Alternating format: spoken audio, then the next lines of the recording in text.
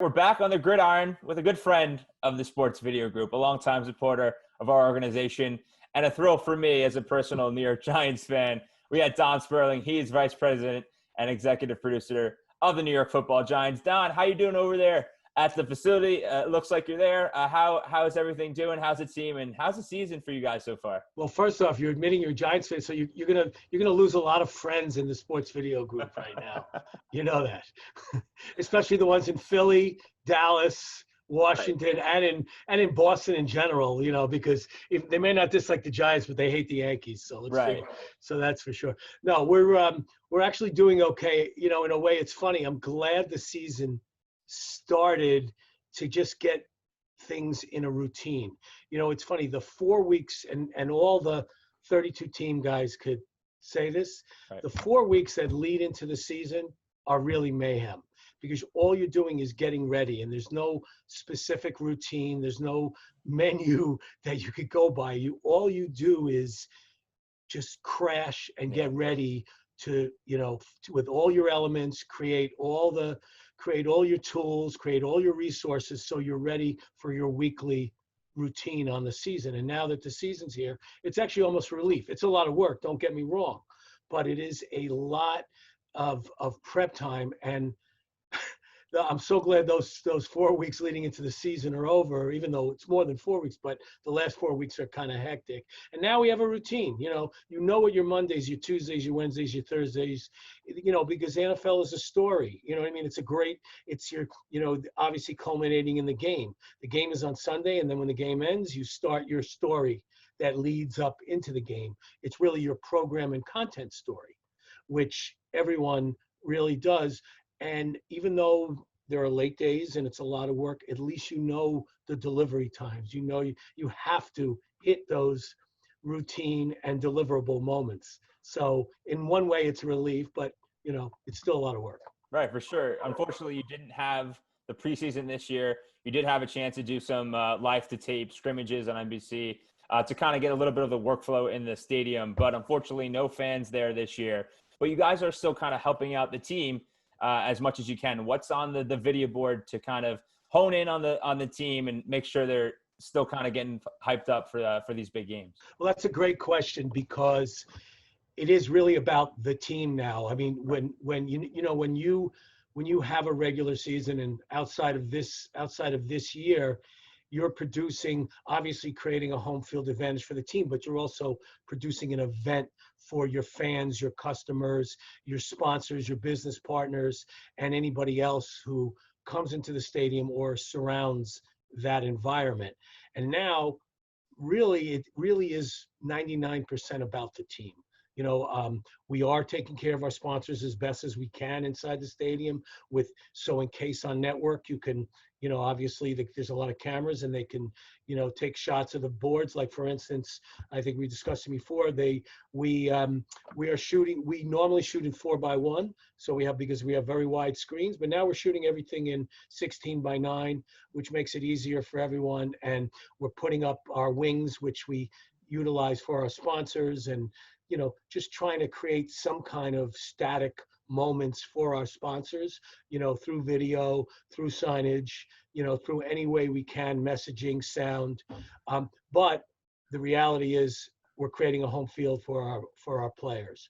We're creating defense videos when they're on defense. We don't have to worry about being quiet on offense anymore, because it's pretty quiet. Right. Obviously, under the 70 decibels that the NFL allows and so forth. We're doing music stings. We're doing third down defensive, so, you know, the songs and the chants we used to always do. You know, we're creating rivalry tapes. Like, you know, for instance, when we play the 49ers, you know, we have a lot of great moments against the 49ers, so we play those to try to get our players up to kind of relive some of those successful moments we've had against them. And likewise, when we play Dallas and Philly and Washington, and so on and so on. And really, it is about the players and the coaching staff, and replays become paramount, because that's what our team is focused on. So we'll get those replays up. You know, we have 3 EVS. You know, we have a super slow-mo 4K, which can zoom in and show you the blade of grass. So we'll have that up before anyone can and have that up for our coach to look at and make a call whether he wants to challenge it or not.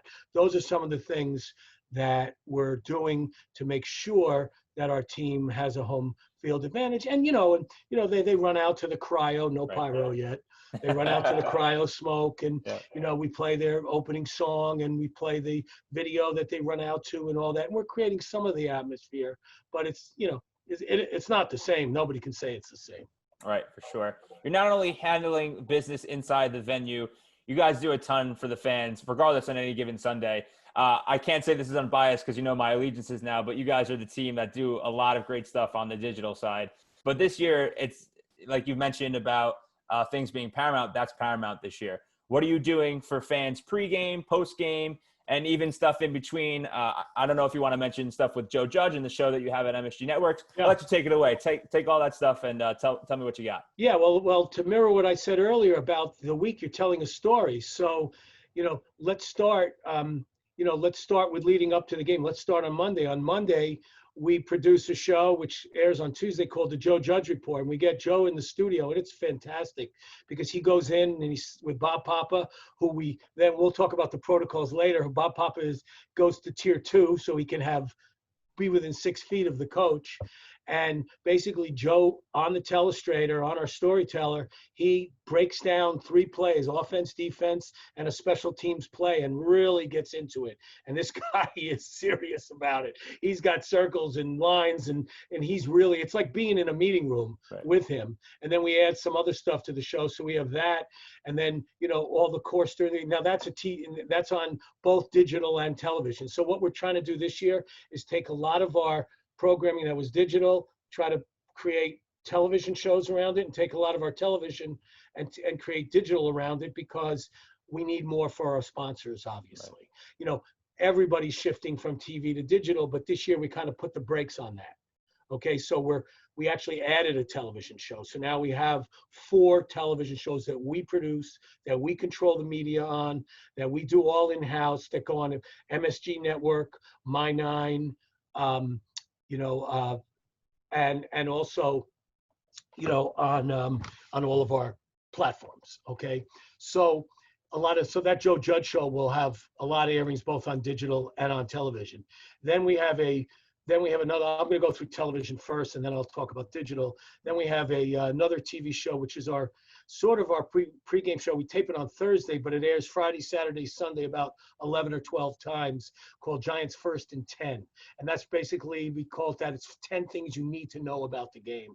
Hosted by Bob Papa, Carl Banks. We have Sean O'Hara, David Deal, Victor Cruz, reporters Madeline Burke and Paul Dottino. And it's basically it's an hour show, and it's everything you need to know about the upcoming game that goes on. Then over the weekend, we have our historical show, Giants Chronicles. This year, we're featuring the 30th anniversary of the 1990 Super Bowl. So we're showing moments and players from that year, and featuring that, and then putting that in our programming also. And then on Sunday night, 11:30 on MSG, we have our Giants post-game wrap-up show, which has everything you need, has the highlights, because we can go on 11:30, which is out of the NFL window, and has all the the press conferences and the interviews and everything like that. So that's our television.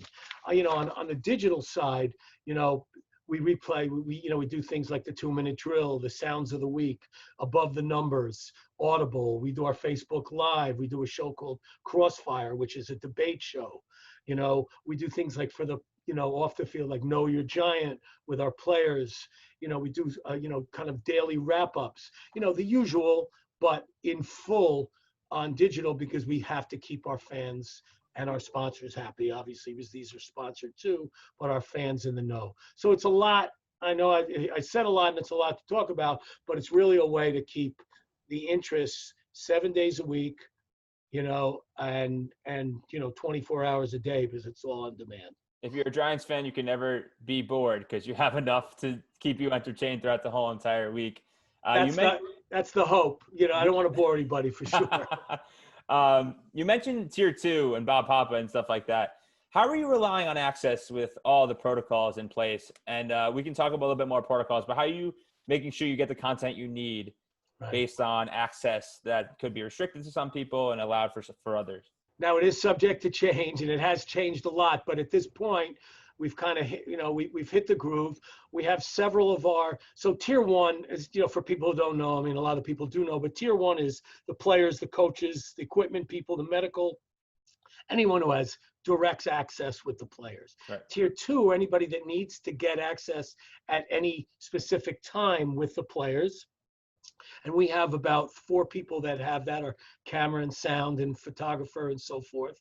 And anything we do with the players, any of the Zoom meetings, any of the press conferences, any of the media avails, any of the direct contact with players, those are our tier 2 people that take care of that. Tier 3 are kind of the rest of us, or almost the rest of us, because it is limited. Certain days, some people can't be in the studio. Certain people can't be. I mean, we have to adhere to all the protocols, which we do. So and keep our distance and so forth. So, at a normal time, we're probably about half the amount of people that we would normally use to have access and gather all the content that we do. But we've made adjustments and figured it out and adjusted not just people, but hours and times a day and certain types of access, and just kind of measured everybody's expectation, which is the real thing. You got to make sure your fans, your sponsors, your people in the company, your bosses and stuff, understand what your limitations are, what you're able to do, and what you're able to deliver. And I think we've hit our groove on that. So the tier system has been it's always a little bit tough to deal with, but I think we found our groove. You have a set of rules at the stadium, but you're at the facility right now. Some others that I've interviewed in this Gridiron series are working from home, but you're there with your team at the facility. What are some of the protocols that you're dealing with just in that confined space, and how are you trying to navigate those this year? Well, there's certain times of day. So the business side is upstairs, where my office is, where I'm talking to from now. And really the team side is downstairs, but our studio is down there. So it's kind of also in the middle. I mean, without COVID-19, our studio is in an ideal spot. It's between the players' locker room and the lunchroom. A lot of traffic. Can always get somebody to stop in. This year, it's made it a little difficult, but we're handling it. So we don't, when the players are going back and forth, when they're going to team meetings, everybody stays away. Okay, it's then when they clear out, we're in our studio, or when they're on the practice field, we're in our studio. When they're coming off the practice field, we're either locked in our studio or back upstairs. We've gotten used to what the schedule is. We know the schedule, and we've made the best use of our time, and also the people that have the access. The tier 2 guys can and gals can go down there, but the tier 3 have to kind of be sequestered where they are. And then if for some chance you pass somebody in the hallway, you make room. Right. Stay away. You know what I mean? And we wear all day little small electronic coders that kind of tell you if you got close to somebody. Right. The buzzer and the lights go off. So if we come in within 6 feet of somebody, it will let someone know, and Big Brother know that we've we're violating space. But I think everybody's done a good job by handling that right now. Terrific. Okay, Don, before I let you go, I've asked other teams this, but just a chance to give some shout outs or some kudos to your team. How proud you are of them to make sure you guys are handling things safely, and you're still giving all the fans the content in the world that they would want throughout the whole entire week. I just want to say, I mean, it's really everybody, but some of the tier 2 guys, like especially Mike Becton, who's our kind of head of photography in terms of visual photography, video editing. He's our senior producer down there. He's just been a monster in gathering stuff and working around the clock, and the trust that he's gotten from the players and the coaching staff. And Matt Swenson, who's our photographer and visual and motion graphics artist, who's at a dual capacity doing incredible stuff. Obviously, everyone, you all know my senior director of production, Christine Baluyat, who's just killed it and just runs the whole place. And Natalie Wiesel, who is just our AP, who's just managing everything down there, and is that person you go to and you want in the foxhole with you when the things get tough. But some of those people, and everybody else, I could go on and on. Right. But everybody here is just doing an incredible job, and we've gotten a lot of support from the team, and they get it. So it's been good. Thank you. Well, I can speak for the rest of the people that back the Big Blue. Thank you for doing a great job. You're doing a tremendous job keeping us informed, keeping us entertained, not only in a regular season, but during this weird time. So Don, thanks for the time. Thanks for being a big supporter of SVJ and everything that you help us with, and stay safe and good luck the rest of the way. Thanks, Kristian. It's always a pleasure. Thank you, my man.